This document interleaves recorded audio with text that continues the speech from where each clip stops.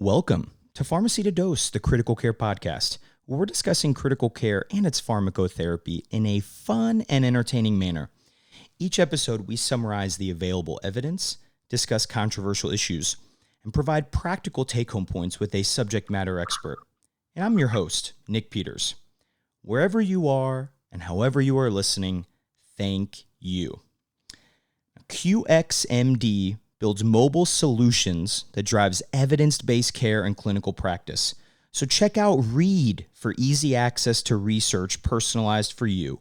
Calculate for over 500 easy-to-use decision support tools, and Learn to earn CME online in minutes per day. Try them today at qxmd.com/apps. Again, that's qxmd.com/APPS. And you heard that right. Friends of the pod, we have our first sponsor. Big day. So a huge shout out to QXMD and everyone on their team. Now, before we get into our discussion with today's awesome guest, a few housekeeping things. So for anyone attending the 2020 FCCM Congress in Orlando, Monday evening, the 17th, I'm hosting an informal gathering at Miller's Ale House starting at 6:30 p.m. So if anyone wants to join, I figured this would be a good place for myself, guests, and listeners of the pod to meet. So again, that's Monday evening, 6:30 p.m. at Miller's Ale House down in Orlando. So hope everyone's able to make it. And for all the friends of the pod that can't go, I can empathize with you. I've definitely been there before. You don't have funding, you didn't have an abstract, what have you. That's why I will be recording a podcast live from Orlando summarizing the 2020 SCCM Congress with my official conference correspondent, Anthony Hawkins. Now, you may remember Anthony from our episode on fluid stewardship. So you know how great of a guest he already is, and this is going to be absolutely fantastic. So, not only we're going to give you some highlights of some of the pertinent educational sessions, some of the hot topics and late breaking news, but we'll also highlight Orlando restaurants. We'll do conference coffee ratings, talk about the business meetings receptions, the Orlando weather, why we still have conferences in Orlando. Honestly, at this point, anything is fair game. So I hope everyone is able to listen, and this will be the next episode posting February 19th. And then next, for any Pharmacy to Read book club members, we're going to target finishing the book, which is 12 Rules for Life, An Antidote to Chaos, by mid-March.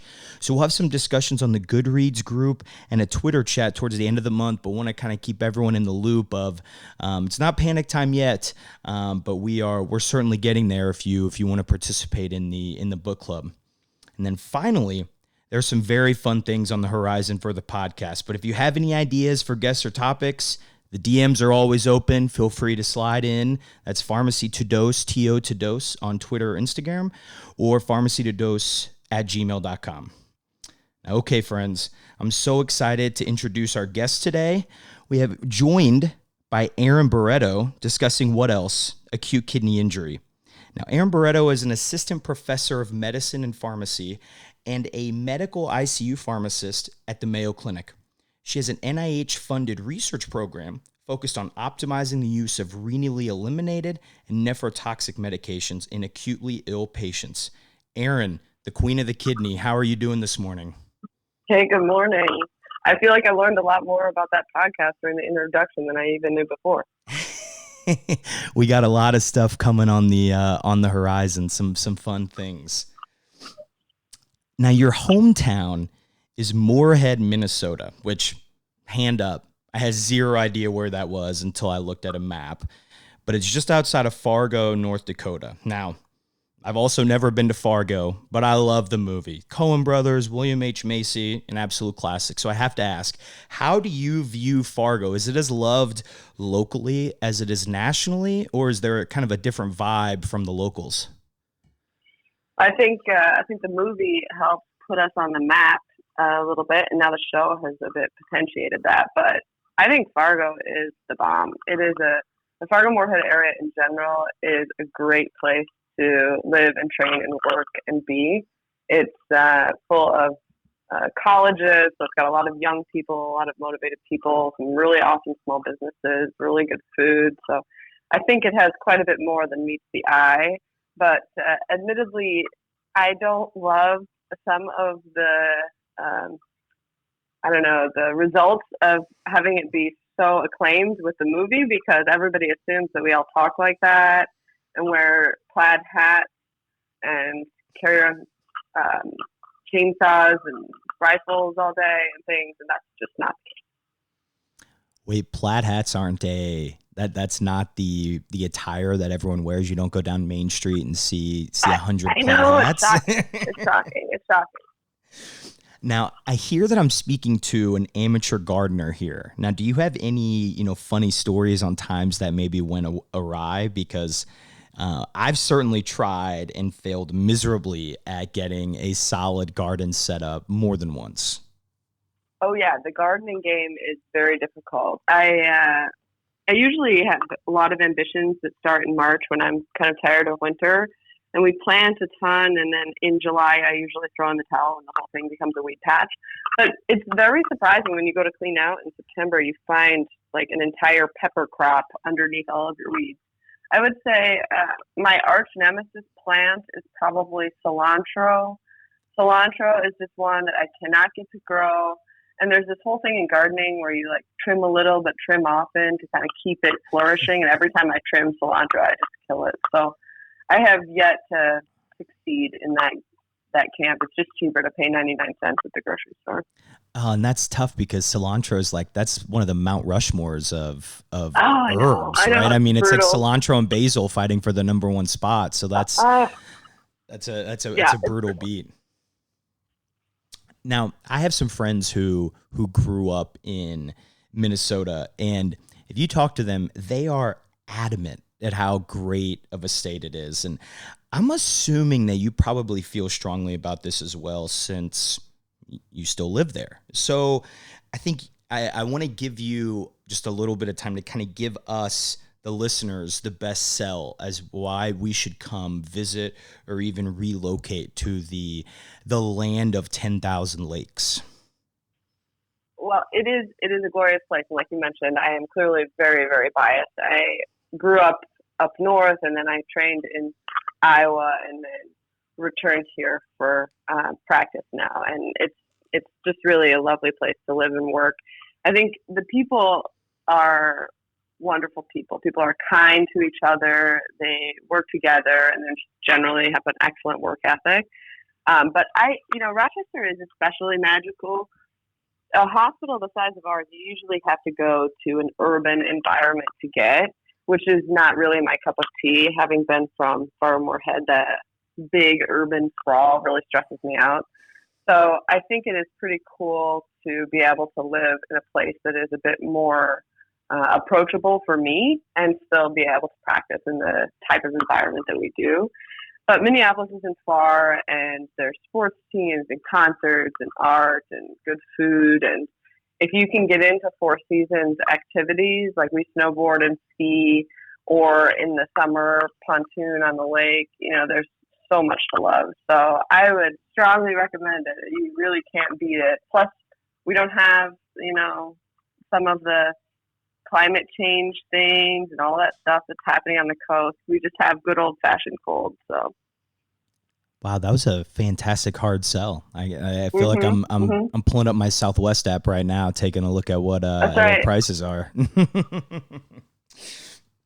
Okay, so kind of switching gears to the real reason we're here, and kind of shifting kind of towards generally, talking about acute kidney injury, or what we will probably refer to it throughout the podcast as AKI. So how do you personally define and classify AKI? And I guess I say the word personally because there are multiple classifications. You have the, just the Akin or the rifle, which are similar but also slightly different. And the KDIGO guidelines, they don't necessarily come out and officially endorse one over the other.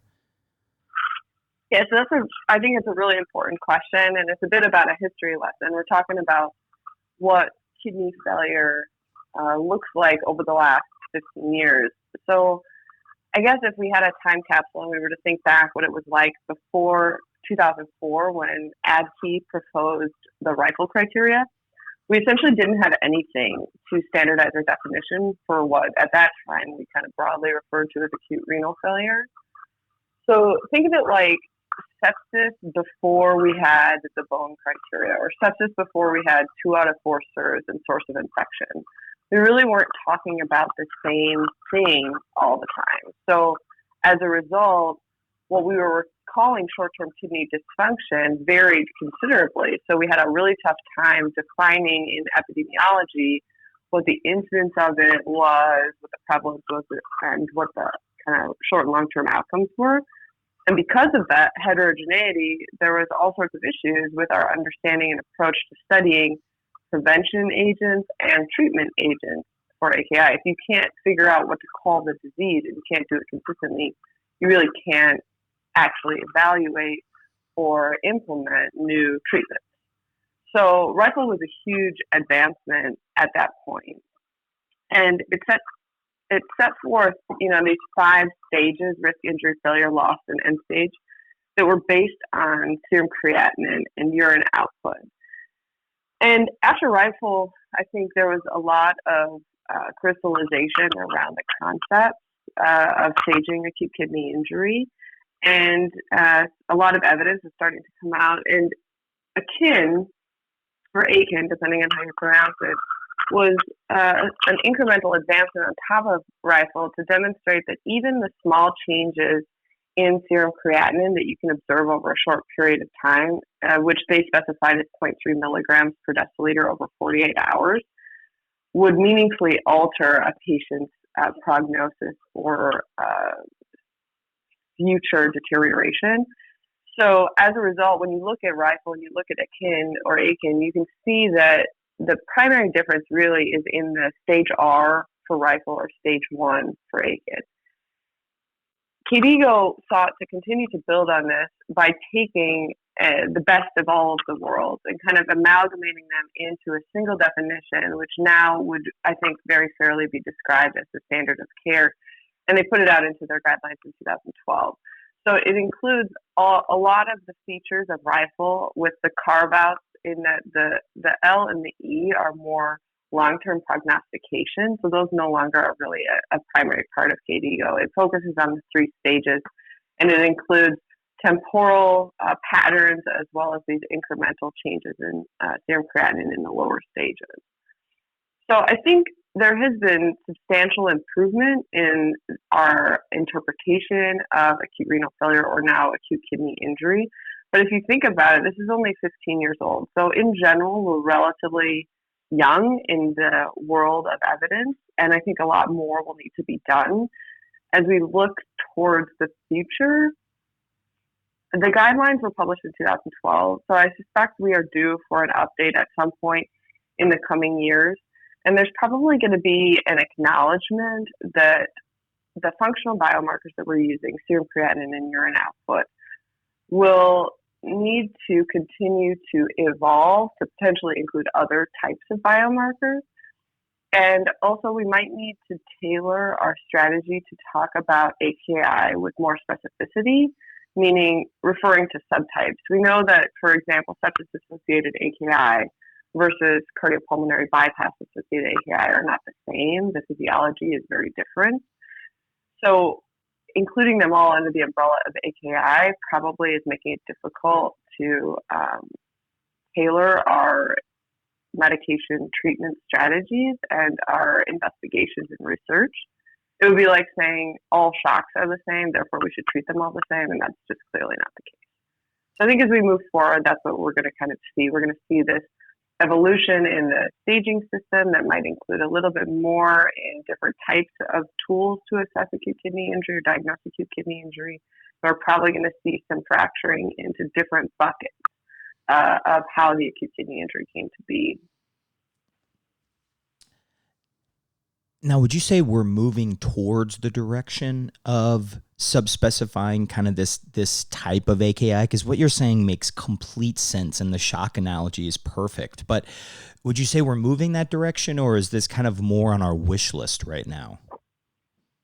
we're moving that direction. I mean, I think I'm seeing it certainly a lot more in electronic health record documentation, that people are acknowledging a specific factor that contributed to patients developing AKI. And certainly the preclinical and translational models have been very good at this for many, many years, because they study a specific type of acute kidney injury, for example, a toxin-associated one. But I think we continue to need more research and more work in that. A good example that is contemporary is if we think about ARDS. ARDS over the last many years used to be just kind of ARDS in all comers. But now we're recognizing that, for example, there's a specific hyperinflammatory endophenotype of ARDS that may be more responsive to something like corticosteroids. And so we are now subtyping that syndrome. And I think that's where we're going to go in the future with acute kidney injury. But I don't know that we're quite there yet. I think one thing that I wanted to share that kind of gets at this point is, I think when we teach learners, and I'm sure you have been in this situation too, historically we have taught the idea of pre-renal, intrarenal, and post-renal, right? Absolutely. And I think that framework can be very helpful for people as they're starting to get comfortable with what contributes to acute kidney injury. But it is kind of a really gross oversimplification. And I'll just take the pre-renal piece as a representative example. Historically, pre-renal was kind of branded as this recruitable acute kidney injury where you could give fluids and prevent them from going to intrinsic renal failure. And I think we need to reframe our mindset on that. Pre-renal acute kidney injury is anything that contributes to decreased effective arterial blood volume, which is not tantamount to give fluids. Because if you think of something like acute decompensated heart failure, giving fluids would potentially make the patient worse, but they do have decreased effective arterial blood volume. Therefore, in a way, it is pre-renal AKI. So using this kind of 3-bucket umbrella strategy, I think is kind of getting people going in the wrong direction. And I'm not saying that we are fully ready to dump it, because I do think it's a helpful teaching tool. But I think maybe thinking a bit more critically about what those buckets include and how we tailor our interventions to the specific subtype would be helpful. And I think that I would be remiss to not put a plug in for Dr. Hawkins' presentation on fluid stewardship that you mentioned in your intro, because I think a lot of the things that relate to the management of acute kidney injury do ultimately boil down to fluids. And so I think we need to make sure that the listeners get a chance to see into that one too. Now, I've seen estimates of ICU kind of associate AKI with these crazy ranges, like you'll, somewhere between, 10 to 70%. And I know a lot of that literature may be outdated and probably is outdated at this point, but do we have a good handle on how often ICU patients experience acute kidney injury? Well, I think there have been some groups that have done some really good, really elegant epidemiologic studies on this. But I think part of what you're referring to, like you say, was outdated. I think it gets to this point that I was making earlier about the evolving definitions of acute kidney injury. And it's important to point out that acute kidney injury does not live in a vacuum. The rest of the critical care world is evolving in parallel.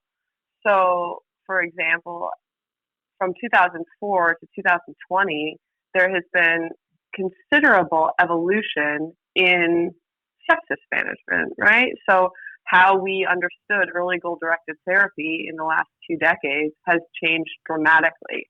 And with that will change how we approach and understand acute kidney injury.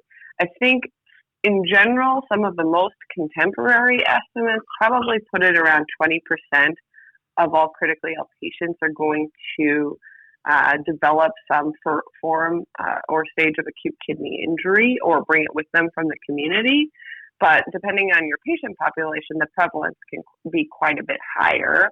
And we know that in developing countries, it's higher as well. So I would say probably 20% is a reasonable ballpark now, but you're absolutely right. The range is astronomical. From a research standpoint, it can make it very difficult to estimate sample sizes or try and find the right patient population to target for quality projects. That's another really great comparison with the sepsis literature, because they had those kind of large ranges as well historically, and then they really started to drill down with, ARISE, process, and promise, and things like that. We won't go into a side tangent there. Now, oh, please let's not. Yes, please. It's challenging, like you said, to truly identify the actual number of patients who do develop AKI, but does anything exist to identify patients who are at risk for development of AKI? Yeah, I think we've been talking a lot about the different patient populations. Sepsis has come up a lot. Cardiothoracic surgery comes up a lot. I think stepping away from any specific disease state, I think there's really three buckets of risk factors that tend to go into all of the prediction strategies that I have seen. Usually it's some combination of chronic factors, acute conditions, and then iatrogenic exposures. So when we look in the chronic camp, certainly things like chronic kidney disease, congestive heart failure, liver disease have all been linked to acute kidney injury, as have age and diabetes. I think if we think about acute conditions, absolutely, we've talked about sepsis, shock, respiratory failure, anemia. These have been identified as predictors. And then there are things that we do to patients with iatrogenic exposures, like nephrotoxic exposure, that would be kind of the third bucket. So some of these things we really can't change. We can't change somebody's age, and we can't necessarily prevent them from developing sepsis or needing surgery. But we can absolutely look at things like nephrotoxin exposure or approach to hemodynamic support or volume management that would potentially help limit the development of AKI in high-risk patients, as well as the duration and severity and propensity for complications. In general, I think it's easy to get lost in all of the risk tools that have been developed, but they range from super simple to very complex. There was recently a paper in Nature looking at an AI algorithm to predict acute kidney injury. I think what you will see as we go forward, and we're developing it here and many other places have already done it too, is that people are going to start by putting acute kidney injury indicators into their electronic health record, as well as some sort of prediction tool. And I think before we get to any biomarker conversations in the field, you really need to shore up the clinical risk prediction model.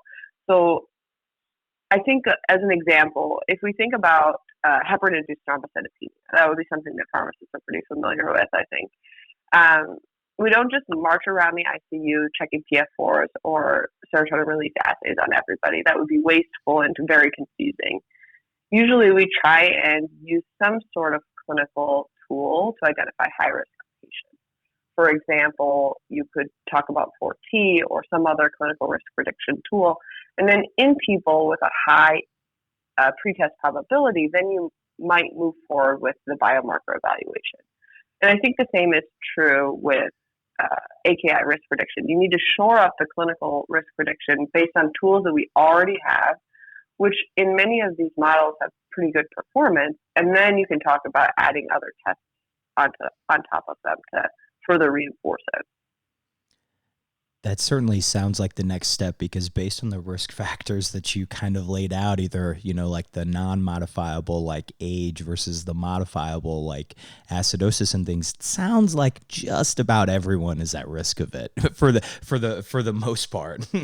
Yeah, there's no question. I mean, I think especially in critically ill patients, it's almost hard to imagine a scenario where they are not at risk. Now, you mentioned there are a lot of tools or scales, and a lot should be all caps there, I think, ranging from extremely simple to literally AI based, extremely complex.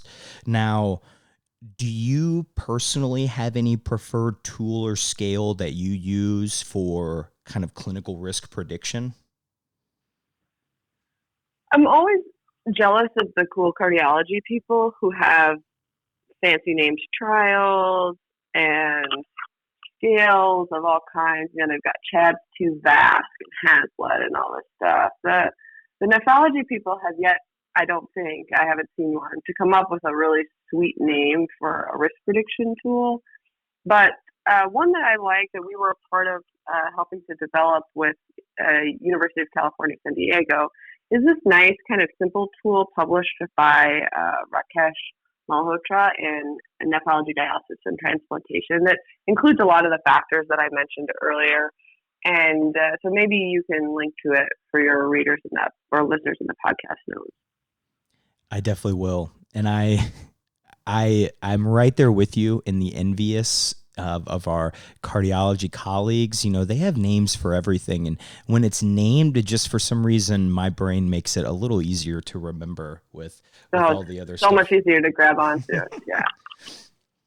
Now, Erin, when you and I first talked, you literally said you could talk about biomarkers for hours, and I absolutely believe it. You know, you mentioned labs, tests, and biomarkers. I feel like we're in the Wizard of Oz, like, oh my. Now let's dive in here, kind of talking about novel kidney biomarkers. So what would make, from your perspective, the perfect or ideal kidney biomarker? I'd say that maybe it starts as kind of just something that is easy, rapid to test, and inexpensively measured. You know, you don't want to have to go in and get a deep tissue specimen to try and figure out what somebody's kidney function is in the rapid setting in the ICU. Certainly, we would want it to be something that would pick up on kidney damage or decreased GFR. Otherwise, it wouldn't be very helpful in this circumstance. And the ideal test would be something that is unaffected by other diseases, so that when we see it, we know that we're talking about kidney function. I don't want to shade on procalcitonin here, but that's always been one of the things that it has struggled with, is there are many factors that potentially can impact its concentration. So it's really not specific to that syndrome of interest. And then obviously something that is proportional to disease severity would be great, something that increases incrementally as your severity goes up, and something that is early in the course of the disease. So I think that's a really important point, and I think is a distinction that we need to start to make to our current biomarkers. When we think about kidney disease, it's really a spectrum from no kidney disease to people who are at risk, people who have early evidence of damage, people who have now progressed to loss of GFR, and then have kidney failure and its complications.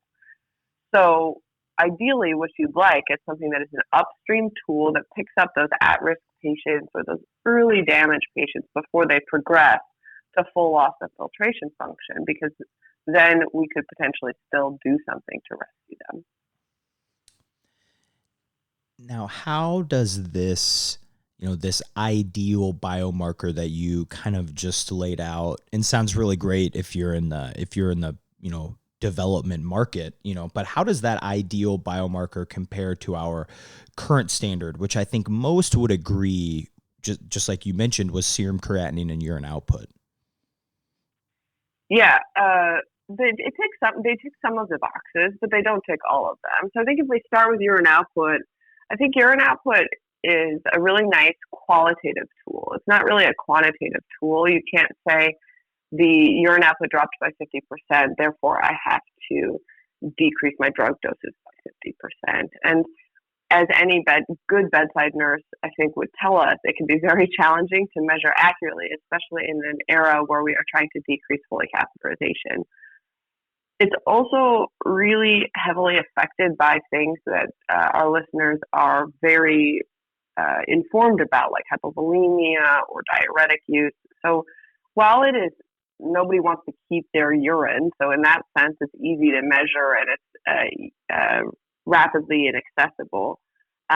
It's not perfect, and it certainly doesn't meet all of our expectations for an ideal biomarker. If we look at serum creatinine, it too is a really helpful tool. I mean, it's been around for many, many, many years, 50 years or more, for this purpose. And as a result, we've got a lot of data for it. Most labs can check it. It's part of the basic metabolic panel. And so it can be a really beneficial test in that it's easy to measure, it's cheap, and it's rapidly available. But it's got some limitations. So we know that creatinine is the terminal byproduct of skeletal muscle catabolism. So anything that affects body composition could affect the observed value in the bloodstream. And I think people really know that. You know, we always talk about it with learners, and we think of elderly patients or patients who are cachectic, who maybe have a very different muscle mass composition. That can be really consequential with serum creatinine. But I think the other piece of the puzzle that unites them, which can make it really hard, is like serum creatinine and urine output are as if you're using a rear view mirror to see what your kidney function was a couple of days ago. It can take up to 24 to 48 hours from the onset of kidney damage to see the serum creatinine bump, which in the ICU is like dog years. I mean, can you imagine in the morning pre-rounding on your patients and having your resident present to you data from 2 days ago? Like, clearly not a good outcome would come from that. So I think it is one of the primary reasons that serum creatinine has put us in a box, because if we're going to institute prevention strategies and treatments, we really can't be doing it at the point at which the patient has already fully lost their GFR. We need to be doing it when they're more upstream, where they have early evidence of risk or damage. And that's really the distinction between functional biomarkers and structural biomarkers. So functional biomarkers like serum creatinine and urine output are measuring that ability to filter solute in fluid, whereas structural biomarkers are things that are detecting the kidney cells sensing risk or early evidence of kidney damage. So what do you mean by a structural or damage marker? You know, I want to dig just a little bit deeper. You know, do we have any, novel kidney biomarkers that would be considered a structural biomarker? And if so, how are we using those clinically right now? Yeah, there are some. There's some that are probably familiar to people. Like if you look at a urinalysis, renal tubular epithelial cells or some casts would probably be a really nice biomarker in the sense that they're a lab test looking at early evidence of damage. But I think what we're talking about in the novel space, there are some that you can measure in the blood and the urine. A couple that might be familiar to people are the test that is commercially marketed as NephroCheck, TIMP2, IGFBP7. It's a combination of two biomarkers that you can check in the urine. Or NGAL, which is another one that's been around for quite a while, but there's many others. And these tools are really helpful if we talk about layering them on top of a clinical risk prediction model, like the HIT example that I mentioned earlier. Say if you had a patient with cardiac surgery who has diabetes, who comes out of the OR intubated or something, this patient would obviously have a high clinical risk for AKI. And some of them will go on to develop AKI and some of them won't. And if you just use serum creatinine, in 2 days, you'll figure out who that was. But there are data that look at the use of a layered strategy where they take those high clinical risk patients and then they perform a laboratory test, such as NephroCheck or NGAL, and they find out the ones who then are high clinical risk and high laboratory risk. And those are going to be the high value targets that you want to chase. And you want to make sure that you invest your effort in looking carefully at things like nephrotoxicity in those patients, hemodynamics, maybe early nephrology consultation. Because as we talked about before, if we were to use all of our pharmacy resources to care for AKI patients, it would be completely overwhelming. I mean, 20% of ICU patients have this, and in many cases, it's an even higher prevalence. And so you could end up over-treating many patients who aren't ultimately going to go on to develop it just simply based on their clinical risk. So that's one of the potential benefits of these laboratory tests. Maybe the most impressive thing that's happened thus far on the podcast was you rattling off I don't know if you would say the chemical name of NephroCheck. That was everyone should just Google like the TIMP2 IGFBP7 and see how. Aaron, that was awesome. Okay. You should say the whole name of it. I just simplified here. That is I first heard of that at a cardio renal dinner, actually at an old FCCM conference, and it got to the point of what you were mentioning, where basically they were advocating to just check this. It seemed like every 12 hours on every single ICU patient. It's like, well, all right, there's got to be a middle ground here to be able to try to catch this early, and I think that's the conundrum that you kind of described at the end there of balancing, saving resources, but also improving outcomes. Yeah, there's no question about that. I mean, there's places that have proposed different strategies for this. I'll speak about one clinical trial that kind of mimics what I talked about. It's called the Prevalence trial, and it has since been reproduced in another different population. But the concept here was they took cardiac surgery patients, and they, by definition, would be high clinical risk. And then they checked the urine biomarker in the post-op period. And for those who are high laboratory risk, they instituted the KDIGO prevention bundle. So this is something that was kicked out in the 2012 guidelines. And the idea here is it's a staged approach for patients with AKI or at risk for AKI, where you institute some, what I think I would describe as simple prevention strategies for these people and see if you can try and stave off AKI. So it's things like stopping nephrotoxins where possible, which obviously isn't always possible, but it can be. Looking at volume and hemodynamics, monitoring kidney function with serum creatinine or strict urine output, avoiding hyperglycemia, exploring different testing strategies so you don't have to use contrast, or looking at people who would benefit from early nephrology consultation, which we know is certainly a limited resource. So we want to make sure it's for the highest value patients. So the Prevalence trial looked at these cardiac surgery patients who had high clinical risk. They found people who had a nephrocheck test greater than 0.3, so they had a high laboratory risk. And then they went on to deploy the KDIGO prevention bundle in these people. And they demonstrated in a comparative fashion against people who just received usual care that they were able to substantially reduce the development of AKI. And it's not just any AKI, it was moderate to severe acute kidney injury, so stage 2 and stage 3, including dialysis-dependent AKI as part of stage 3. So that's a huge deal. That suggests that this whole storyline about there's no treatment for acute kidney injury might not exactly be the case. John Kellum put this really nice perspective in Nature that essentially said, because now we have demonstrated that you can prevent AKI to some degree, it is our responsibility to test future strategies to try and do that. So part of this is because when you think about the past, if you look at our approach to treatment interventions for acute kidney injury, there were really two strategies. One, you take everybody who is potentially at risk for AKI, so all ICU patients, which would dilute the effect size down so small that you would never be able to see a benefit from your treatment.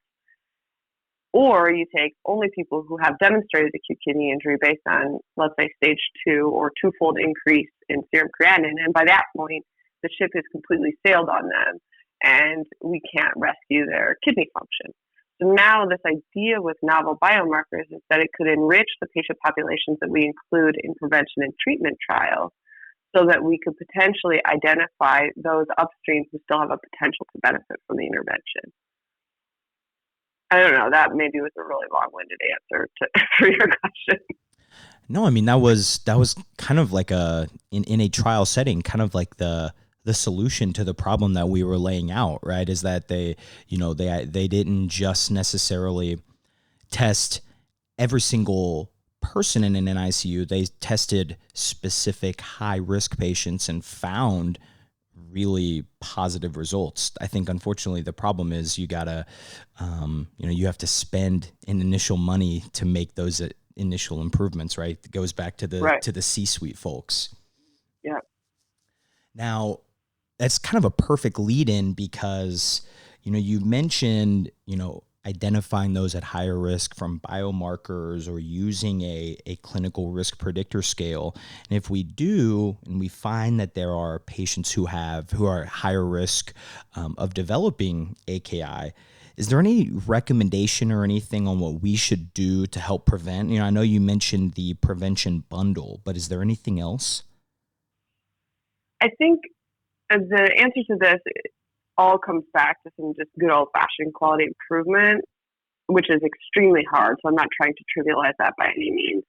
I think the first thing that we at all of our centers could do is to actually be able to define our instance of acute kidney injury and the outcomes in those patients. If you can't do that, you won't actually be able to demonstrate that anything that you do matters, and you can't identify the full scope of the problem. So I think that's where it starts, establishing some baseline criteria.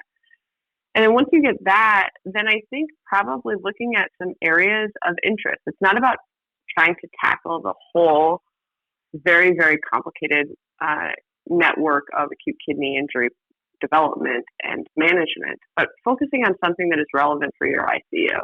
Do you have a lot of NSAID use? Do you have a lot of uncontrolled hypotension? Do you have people who aren't getting their serum creatinine or urine output monitored carefully?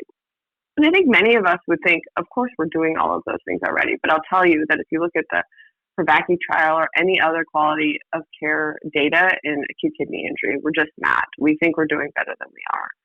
So I think we need to focus then, based on your data, on whatever the highest impact intervention that we have is, and then lather, rinse, repeat. Figure it out, make one small improvement, and then move forward to the next one.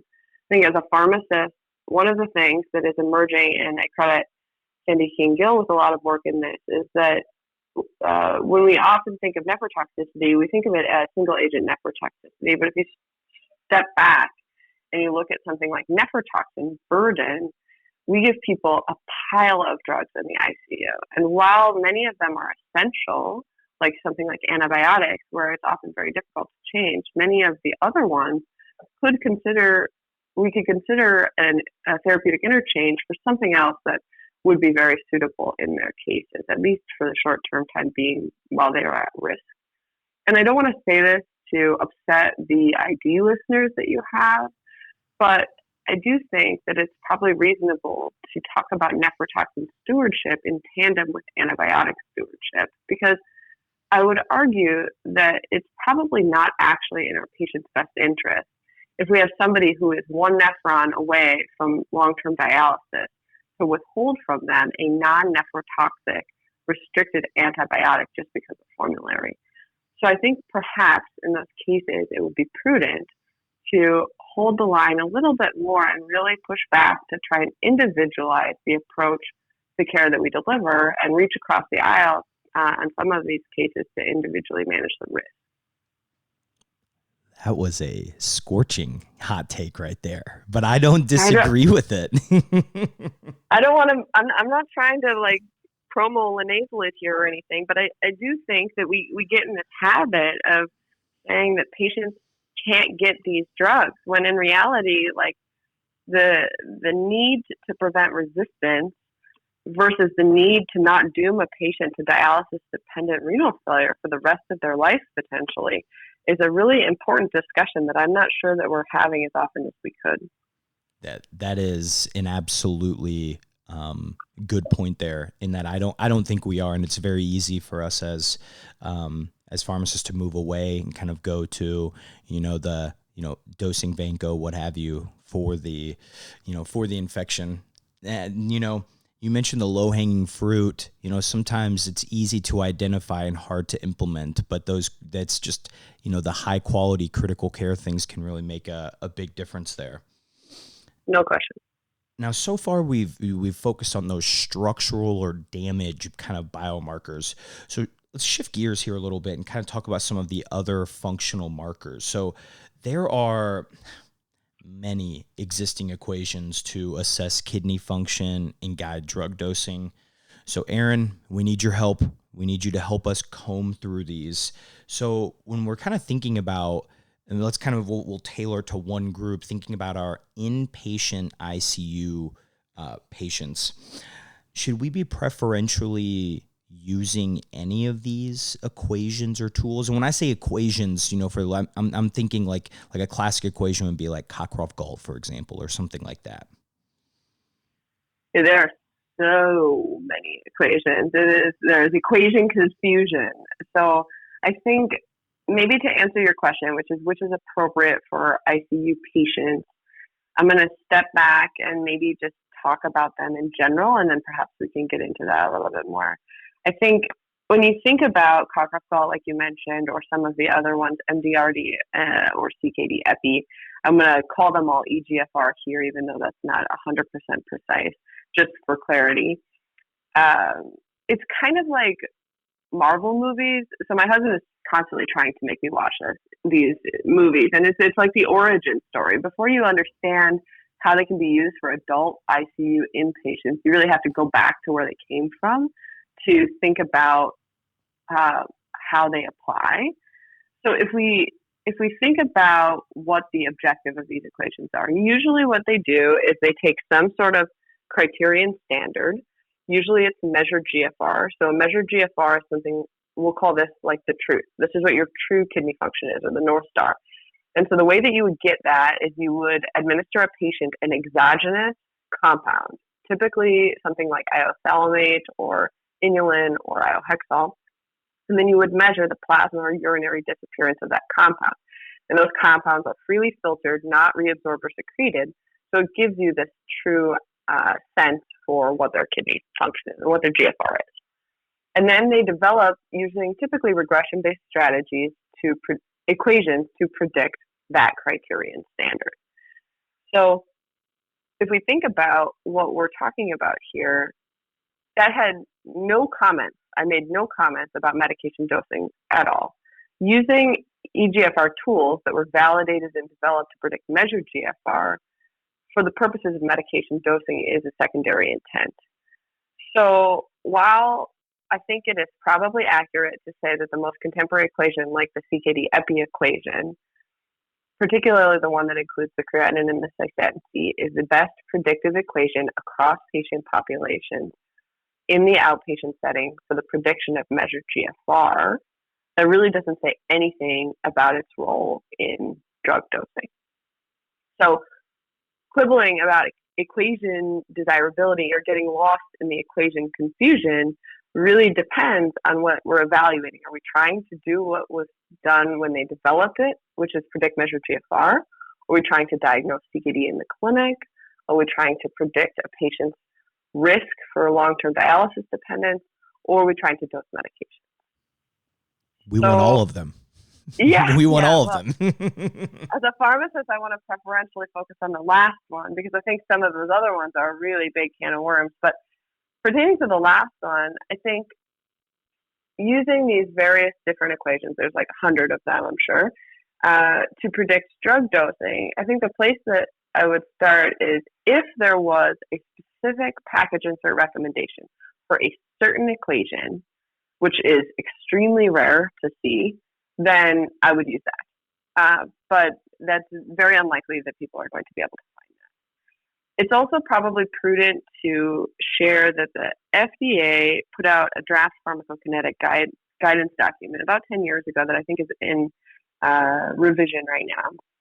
And at that time, they said that for clinical trial evaluations of new medications in patients with renal dysfunction, you could evaluate thresholds based on Cockcroft-Gault or MDRD in PK trials. And that's great. It predates a lot of the most recent literature with the CKD epi equation, so I suspect in future iterations we'll see that kind of emerge in place of MDRD, mostly because MDRD doesn't perform very well in patients with an EGFR above 60. So I suspect there will be some advancement in that. But I think it's important to note that if you change between serum creatinine equations, it's probably not a huge deal. So there is some data that's very nice that suggests that if you look at recommended drug doses in the acute setting, and you compare those that would be recommended with Cockcroft-Gault to say MDRD or Cockcroft-Gault to CKD epi, about 80 to 90% of the doses would be pretty similar. So the interoperability of these equations that are based on creatinine is probably not that big of a deal. So I think that gets to a couple of key points then, which is the distinctions that you need to make in your centers are what your institutional recommendations are and what calculators are built.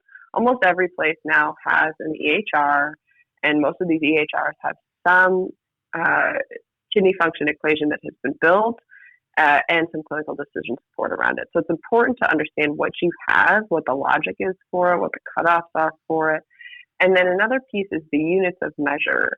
So if you look at the MDRD and CKD epi equations, they're expressed in mils per minute per 1.73 meters squared, as opposed to Cockcroft-Gault, which is mils per minute. And when we think about drug clearance, usually we think about it in mils per minute or liters per hour. So it makes the most sense to express our GFR strategy in that for this purpose. So to do that, usually you would need to multiply the eGFR that you calculate times their body surface area divided by 1.73. And that would take these other equations into mils per minute. And that's an important thing, especially in patients who have BSAs that are substantially different than 1.73. So thinking morbidly obese or very, very small people. So I think those are some of the key features that I would suggest if I was trying to choose between them. But again, I can't underscore this enough. In general, a creatinine-based eGFR strategy, regardless of which equation you pick, while it may have a difference in the prediction of measured GFR, the likelihood is the majority of the doses, not all, but the majority are going to probably be pretty similar for your patients. And so, of course, when in doubt in the ICU, exploit the wide therapeutic windows of our meds. So I have a couple follow-up questions in relation to, I think specifically the creatinine-based equations, because it sounds like even though there are hundreds and maybe thousands of equations, that we're still the old school or the kind of standard equations for those things, we might not be that off the mark with a lot of our doses. So a couple questions that come up, I think, frequently with those. Does the evidence support using a rounded serum creatinine or using the patient's actual serum creatinine? The evidence supports using the patient's actual serum creatinine. I could go into a lot of detail on this, but assuming that somebody's kidney function goes from 0.4 to 1 because they are elderly and have a low serum creatinine, unfairly disadvantages them without collateral information. So in general, the evidence would no longer support rounding serum creatinine. And then what weight should we be using? Well, I think it's in normal size people, whatever you define normal as. In Minnesota, we are a bit bigger because we have to survive the winter. Usually I would say go with actual body weight. In obesity, it's quite a different discussion. I generally would pick adjusted, and that's what our formulas are predicated on. But this is a really, really huge point, as is all pharmacokinetics in obesity. And so I would refer the listeners to some really excellent work from Dr. Pai at Michigan College of Pharmacy, and I can send you some links or reviews to link to for the listeners on that. Yeah, we'll definitely have a couple selected publications in the reference list from Dr. Pai. Absolutely. Now, how do these equations kind of help us assess acute kidney injury or renal recovery? You know, should we be using them in these settings? Well, you can flip out equations all day, but it doesn't really matter if your biomarker that underlies the equation is flawed. So fundamentally, serum creatinine is a lagging marker. Therefore, the corresponding eGFR or estimated creatinine clearance is going to struggle to keep up with rapidly changing kidney function. There aren't a lot of great answers about what to do in acute kidney injury and renal recovery. Even though I often get asked about this, I continue to struggle to provide explicit recommendations. I think the things that I would emphasize here are, one, of course, exploiting the wide therapeutic window in patients with a limited potential or limited reserve would be very important. So these are critically ill patients, and underdosing them in most circumstances is worse than overdosing them, outside of certainly the context of, say, chemotherapy or something like that. So I would say that's the first and foremost principle to include. I like to use sneaky surrogates like urine output and BUN. If you see any sort of inflection in those, they can be early indicators of damage. So I think that can be a really nice option, that you don't need fancy tests or anything else to follow. And of course, drug monitoring with levels would be nice if you have it, although there are limited medications that we can check with enough rapidity to make them actionable. There are other cool strategies that have been proposed. Sheldon Chen has done some really excellent work with kinetic EGFR, which, while it hasn't been extensively studied in drug optimization, it does show some promise. So that would be an option. And then I think, lastly, we need functional biomarkers to dose medications, but we need functional biomarkers with a better kinetic profile than serum creatinine. So Cystatin C is one example that might be beneficial for this, and then there are others that are a bit more even real-time than that, like things like with real-time GFR technologies that have fluorescent tracers, and then you can measure them through the skin. So these are all like cool tricks. I'm not sure a lot of people are doing them in their practice, but I think they offer some forward-thinking potential for how we will navigate these difficult situations in the future. Now, you just brought up Cystatin C when discussing biomarkers and technologies with some advantages. Is this a brand new biomarker, or am I just extremely late to the game here? Yeah, it's not brand new. I don't know if you're late to the game. I don't know about that, but it is new to acute care, so I can offer that. So Cystatin C is, I think I mentioned this, it is a functional marker like serum creatinine and urine output, but it may be a little bit more timely than serum creatinine. So in these difficult scenarios, like we're talking about, it might be helpful. It's been around since the 80s to assess kidney function, but it was in 2012 with the CKD-FE equation in New England Journal of Medicine that demonstrated that an EGFR equation with serum creatinine and cystatin C together better predicted measured GFR with more accuracy and more precision than either biomarker alone. And so that's where we got what would be in the outpatient setting, maybe a preferred equation, which combines the two biomarkers. Cystatin C is different from creatinine. It is not released from muscle. It comes from all nucleated cells. So as a result, you can already tell that some of the factors that we know to be influential with serum creatinine that are non-renal are not going to necessarily be factors for cystatin C. It is freely filtered in the glomerulus, and then it's reabsorbed into the proximal convoluted tubule, but not systemically. It is catabolized there in those cells. So you can measure it in the blood and in the urine, but measuring it in the urine is a bit of a different circumstance. It almost gets more at a structural or damage biomarker, because if you think of it, I just mentioned that the cystatin C gets reabsorbed in the proximal convoluted tubular cells. If those cells are damaged, they're going to back leak cystatin C into the urine, which then you can detect, and so it could be an indicator of cellular damage. But that doesn't really get at the point that we're trying to address, which is potential for detecting decreased GFR, potentially for the purposes of drug dosing, which would be what we're trying to exploit the serum concentration then for. Now, I understand it may depend where you practice, but is this lab like you mentioned it sounds like the blood test would be what you order. Is this even available to most hospitals or health centers, or is this kind of like at the stage of trying to send a Zosyn level, for example? So I was very interested in that too, because I get that comment a lot when I talk about Cystatin C, is that we don't have this, we don't have this. So we were interested in that. We did a survey where we just straight up called all the hospitals in Minnesota and talked to their labs. And fortunately, many of them were willing to talk to us. And we found out actually that 79% of those hospitals could get Cystatin C, which it was much higher than I was expecting. But what we did find is that only 3% of them can get it with a turnaround time of less than a day.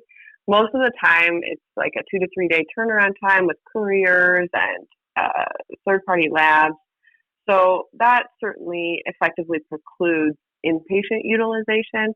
Most of the time, that's going to make much more sense if we're talking about outpatient CKD evaluation, let's say. If I told you that we needed to assess kidney function with serum creatinine, but it's going to take 2 to 3 days to get back, you would roll your eyes at me. And so I think that's how a lot of people feel about the Cystatin C testing. At our shop, we are lucky because we were involved with a lot of the development and validation studies. So we actually have access to rapid turnaround testing. Within a matter of 3 hours, we can get a result. But I guess playing a little bit of devil's advocate there, right, is, there's a lot of tests that aren't run on site. For example, the SRA for HIT, for example, most places aren't running that on site. So if, there could possibly be utilization of this in combination with some of your, clinical risk predictors, tools, or just your clinical suspicions and things. But you're right, especially for drug dosing, that makes it a little more challenging. Now let's use the Mayo Clinic as an example here, because you all are able to have it run and come back in a timely fashion. And I think maybe this is the $1 million question, but can Cystatin C guide drug dosing like right now, like serum creatinine does for us? Yeah, in short, yes, it can. One of the things that I often hear, especially from people who don't practice at a center where it's available to them, is that there isn't any evidence in support of Cystatin C for drug dosing. That's just simply not true. There is actually a surprising amount of evidence. We did a systematic review, and we found that there's more than 3,500 patients that have been studied looking at the pharmacokinetics of medications as predicted by EGFR strategies that include Cystatin C compared to creatinine. And the medications, not surprisingly, saturate with antimicrobial evaluations, including specifically zinc, but also aminoglycosides. But there's beta-lactam data, there's data with digoxin, there's data with chemotherapy. So there's certainly a lot of places that this has been evaluated. And what the evidence would suggest is that a EGFR-based strategy using Cystatin C can predict drug clearance and target trough, or level attainment, at least as well as serum creatinine, if not better, in pharmacokinetic simulations. But there isn't as much evidence in practical application of this at the bedside that includes the most recent equations where they're combined, as well as more clinically relevant targets like individualized target trough or outcomes like microbiologic clearance or clinical success in infectious disease, as an example. So we here started to try and unpack this and see if we could use it at the bedside. So we started by doing a study where we looked at about 170 hospitalized patients. And these patients all were dosed according to normal protocols with vancomycin at a standard dose and interval, and had a steady state trough prior to the fourth dose. And we went back and we just imagined what it would be like if we had been their clinicians, and if we had had additional information available to us, could we have done a better job of predicting the right regimen to achieve that trough? So we developed regression models that included creatinine and Cystatin C to predict the trough. And we demonstrated that the best performing model was the model that included the CKD-FE equation with creatinine and Cystatin C expressed in mils per minute, in addition to the drug dose and interval. And then we went and we flipped that into kind of just a really simplified nomogram that included the patient's weight, their EGFR, their goal trough. And we found that compared to historical control, when using this in 3 of our ICUs, were able to substantially increase our individualized target attainment. So it can be done in practice, and there is evidence to support its use. But I think we still continue to need a lot of work in this space to figure out what that would mean, because there are many, many, many more drugs that we could be dosing it for that we aren't. Now, when I asked that question, I feel like that yes, you almost like stood up in a conference hall a little bit. So I know there's lots of positives here, but I don't think this is a perfect biomarker. So are there situations that we should maybe avoid using or ordering Cystatin C? Nick, I am grateful to you for that comment, because we are very much in alignment for this.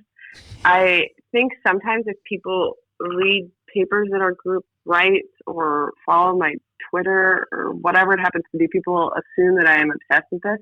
And that's not at all the case. Rather, I think it's a great opportunity for research. And there are some really, really big consequences to changing something that has been so well entrenched in our practice, like creatinine. Every provider, every pharmacy student has to use creatinine on a daily basis, and therefore has developed a natural comfort with it, even with all its warts. And so I think changing to anything else has real risks if people aren't ready for it.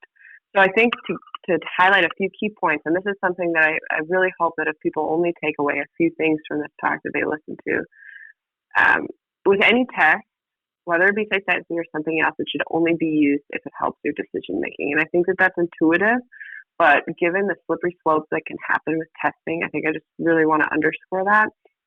If you have a patient who is anuric, uremic, and has a serum creatinine that is substantially higher than their baseline, I don't think the Cystatin C is going to dramatically influence their care, and therefore would contribute to waste and confusion and potentially harm. So in those cases, I would not check it. There are other ways that Cystatin C can be beneficial, but if people don't feel comfortable with it and don't understand it, it can take people down the wrong path. We're doing a really interesting qualitative study right now where we're talking to people about how they're using it. And I can't tell you how many times I hear that it is, quote, more accurate than creatinine. And that is just simply not necessarily the case. At least it hasn't been demonstrably proven. And so I think what we're seeing is that people have, like I said, this comfort with creatinine, but they don't have an appreciation for the limitations of Cystatin C, which then makes it very risky to use a test that you don't understand. So to unpack those limitations a little bit, like I mentioned very, very early on in this discussion, Cystatin C is produced from all nucleated cells. So anything that affects cell turnover, thinking something like a rapidly proliferating malignancy or somebody with uncontrolled hyperthyroidism, they could have increased production of Cystatin C, which makes the bloodstream value observed higher and the corresponding EGFR lower, independent of any change in kidney function. So if you were to use that then to dose medications in those patients, you would underdose patients, which in ICU is a very risky move. Also, if we think of Cystatin C, it is also a part of the inflammatory cascade, so it has a really nice association in studies with CRP, for example, and anything that interfaces with the inflammatory pathways could, again, impact the observed serum concentration of Cystatin C. So as an example, we see this with pulse dose corticosteroids, 500 milligrams of methylprednisolone. They can have an increase, albeit somewhat transient, in the observed value of Cystatin C, which has nothing to do with their serum or their kidney function. So I'm trying to point out some of these limitations so that people know about them. And it doesn't mean that Cystatin C can't be helpful in those circumstances or that it is by definition worse than serum creatinine, because certainly If we take, for example, a patient with cancer who has deconditioning and a rapidly proliferating malignancy, I don't think we know which tool is more detrimental. And that's why sometimes we use this combination equation. I think the point to be made here is that using a tool with an appreciation for its limitations makes it so much more powerful. And then I think the last thing to highlight relating to that is that, at least with respect to drug dosing, I gave the example about vancomycin. One of the hard lessons that we learned is that extrapolating these new EGFR formulas, all this equation confusion, like you mentioned, to every medication has some risks associated with it. So recall back, I indicated that if you flip from, say, MDRD or CKD-EPI or cough galt to the other one, you're going to probably have similar drug doses in 80 to 90% of the cases. That is not the case when you start introducing a Cystatin C-based EGFR strategy. So if we just imagine a world where I sunset the cough galt equation at my center, and tomorrow everybody is using EGFR Cystatin C to dose medications or the combination to dose medications. Our simulations and those of many other groups have demonstrated that about 50% of the medication doses will be different. So that's substantially more than if we're just thinking around between the creatinine equations. And what's more consequential is that the majority of the doses would potentially go down. So in the ICU, that's a real risky proposition to take the data that came from something like vancomycin, where you can measure drug levels, and we do have an individualized drug dosing nomogram, and just apply the EGFR to other strategies, like with Cystatin, where most places, like you mentioned, are not monitoring it. So I think those are some of the very cautionary tales. I think there's so much opportunity with this test, but I think we really need to be careful about using it if the field is not ready for it. Lots of opportunity. I hope the researchers are listening, and that was a really good point in one I want to bring back that you just made of, understanding that just with creatinine, they have limits, but it doesn't mean that they're useless, right? You can use that in combination with other things going on to kind of paint a picture of what's happening. Exactly. Now, what should you do if your hospital or health system doesn't have these novel kidney biomarkers? And when I say that, I'm not saying, you should go, you go talk to this person, but what are some maybe just general strategies if you want to help, get some of this, some of these labs or tests at your facility? What things might you want to kind of start doing to get the ball rolling? I think a place to start would be to try and understand what the primary reasons that you don't currently have it. So, for example, is it a concern about the laboratory test volumes? Is it a concern about the place in therapy or the level of evidence? Is it just that nobody's aware of it? What is it that is leading to the primary gap? And then trying to see if that gap can be filled in any way. For example, if people aren't familiar with the place in therapy or the level of evidence, amassing the evidence or developing an interprofessional group of people to lay out really, if we bring this test in, who are we going to use it in? Because then you can start to map out volumes as a representative example. So one of the things that we have learned the hard way through a lot of the work that we're doing is how many players there are in the kidney assessment game. At least when it comes to, as an example, the vancomycin strategy, talking to people like pharmacists, intensivists, infectious disease colleagues, nephrologists, but there's other people that you don't want to miss. Things like the laboratory personnel. Are they prepared for this test? Are they prepared for the volume? Are they able to turn it around in a timely fashion? And how is it reported? Or the informatics personnel, who's going to calculate the EGFR and where is that going to be presented and how to whom? There's so many things to factor in.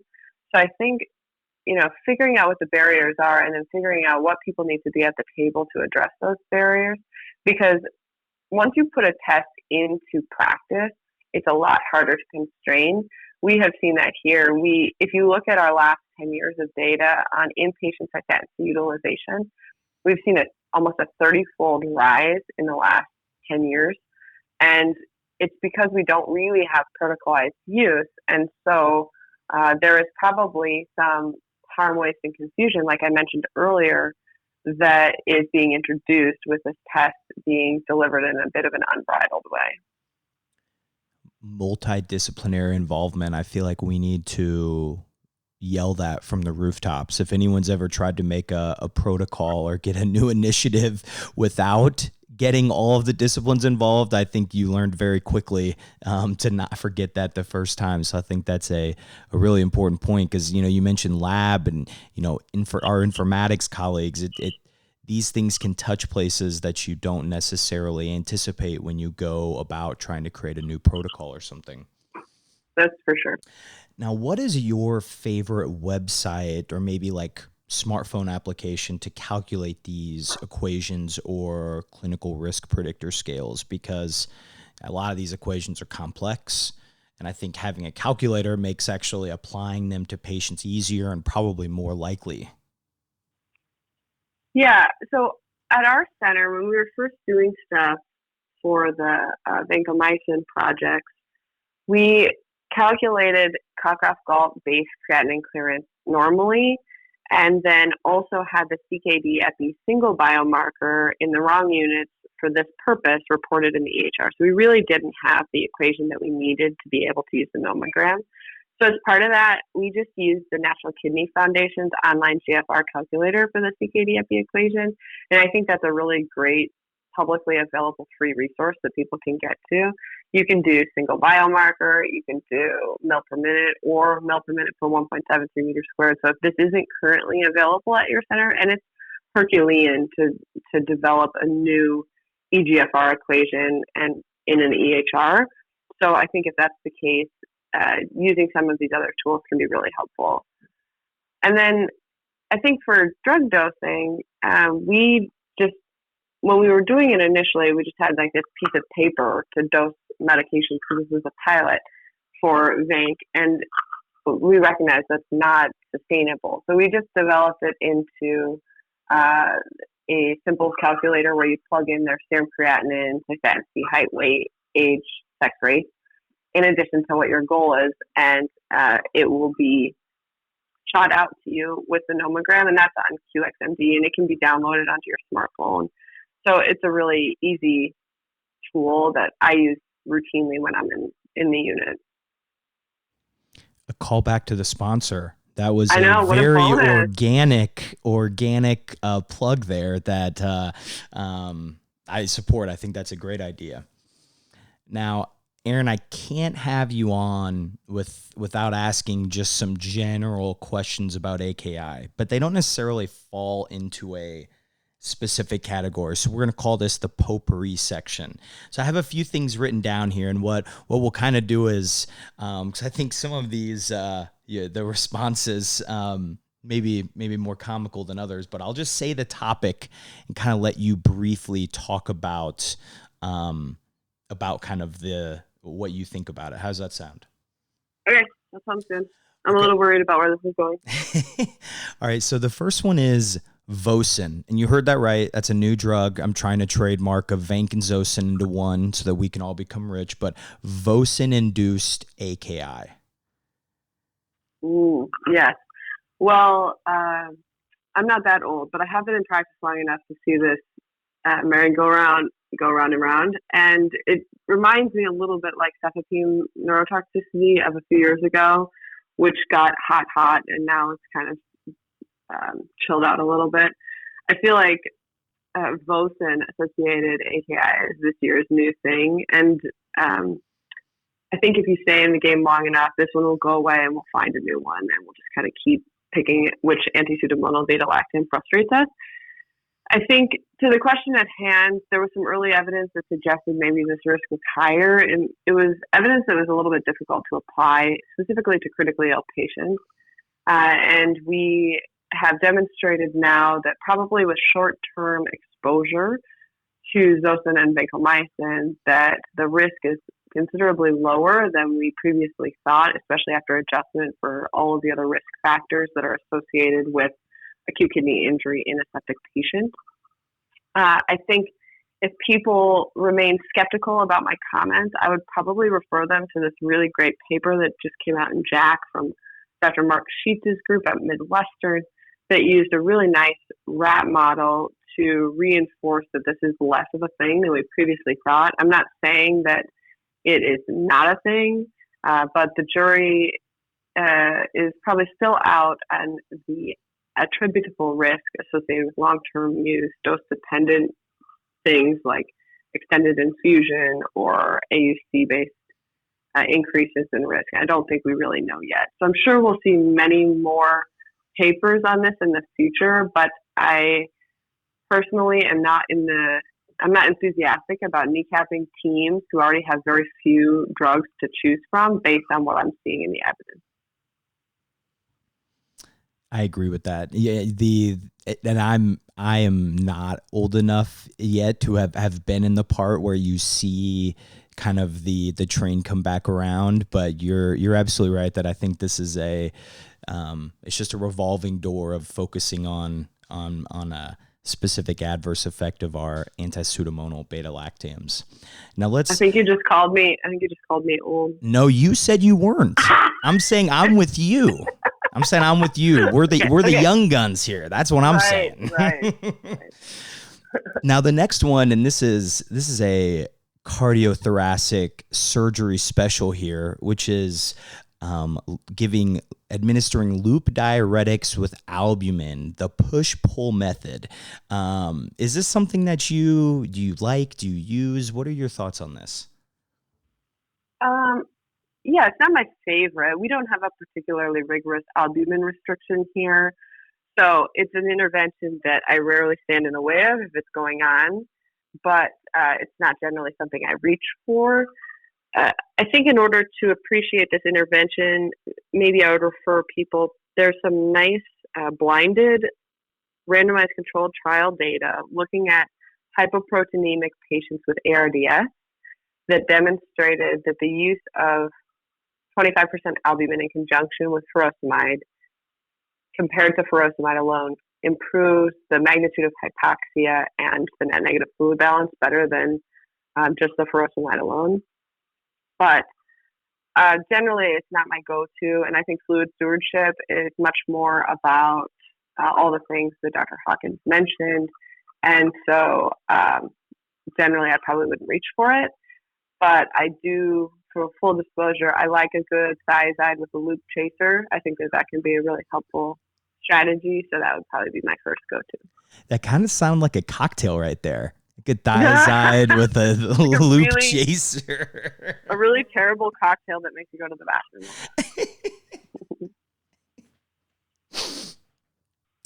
So the next topic, I'm sorry, that was very funny. I'm like composing myself here. So the next topic, I think it is off of the hot seat at this point. It's not on the burner per se, but contrast-induced nephropathy. You know, there's been a couple publications within the last year or so that have come out, and so is this as? I think the question here is this as prevalent an issue as we thought maybe 5 to 10 years ago? In short, no. Contrast-induced nephropathy, I think, is becoming a defunct term. I think now it's probably more aptly described as contrast-associated acute kidney injury. But in general, I think what we are seeing in the literature is that in the critically ill population especially, it is substantially less likely than we previously thought, and the outcomes associated with it, for example, long-term dialysis dependence, are much more infrequent than we previously thought. So when it does happen, and it is attributable to contrast, it has a high potential for recovery, but again, it's much less frequent than we previously thought. I would refer the readers or listeners, I keep saying readers, I would refer the listeners if they're interested in reading a nice clinical trial on this. The Preserve trial is a really good article on this. And then finally, I think it's 3 words. Nothing else needs to be said after it. Renal dose dopamine. Oh God, Nick, please no. Let's just let this one go to the grave and die. I think that's going to be my summary on that potpourri. No argument from me here. Okay. Now, I feel like all of us just got a crash course in acute kidney injury. I think, it's amazing you being able to take something that can be so complex and make it easy to understand and comprehend. But I do have one last question. Do you have like a checklist or a to-do list that we in the ICU should be trying to follow when either, preventing or managing AKI, or is that trying to make a very complicated issue too simplified? Maybe I'll make it more just like a big picture message rather than a formal checklist. I think the start of preventing or managing AKI in the ICU is about caring about it and prioritizing it. I think because dialysis has been around for so long, sometimes it's easy to see people thinking of the kidney as a necessary sacrifice while we prioritize other organs, when in reality it is so integrally related to everything that we do, that we do have a responsibility to pay attention to it and try and preserve it where possible. So I think we really need to reframe. So I think that's the first part about the checklist, is to really try and see it as a priority. I'd say the next step is to use some of those QI tips that we talked about, measuring baseline epidemiology in your center, or the ecology in your center, and looking at places like the KDIGO bundle for direction for different things that you can introduce. I think as pharmacists, since I am a pharmacist, not every listener probably is, but since I am a pharmacist, one of the good features for that I can really hone in on is nephrotoxin burden and nephrotoxin stewardship. And that is very much in our lane, as is fluid management and hemodynamic management and glycemic control. And I think those are all some of the key places of things to put on your checklist. But I think critical illness is so complicated, and every disease state is important. And so it's easy to get overwhelmed by trying to do too much. So I would just start by recognizing the priority and then trying to take one small step forward to improving AKI care quality, whether it be through primary prevention, secondary prevention, or post-AKI management. Well, thank you, Erin. This was great. It's almost like you've talked about this topic before. Now, if there's any listeners that want to get, reach out to you, get in touch with you, are you active on any social media sites? Oh yeah, I'm on Twitter. Tweet me. I'm at Erin. I think it's at Erin_Barreto. Let me check. Here, I'll pull it up. You probably know. Oh yeah, at Erin_Barreto. ERIN_BARRETO. Feel free to tweet or shoot me an email. You can find my email on the internet, and I'd be happy to talk to people or brainstorm ideas for research collaboration. I'm always in the market for those. A great Twitter follow for any of the listeners who are not currently following you. So, Erin, thanks so much. I really appreciate your time and everything today. It's been my privilege.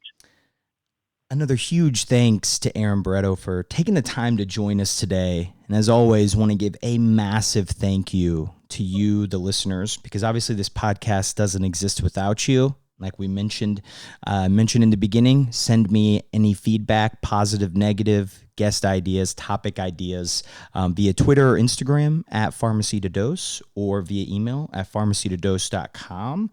On our website, PharmacyToDose.com, you'll find show notes, a lot of those articles that Erin and I just talked about, guidelines, all that stuff will be in the reference list. That'll be chock full this time. And I'd love to hear from each and every one of you. So until next time, I'm Nick Peters, and this is Pharmacy to Dose, the Critical Care Podcast.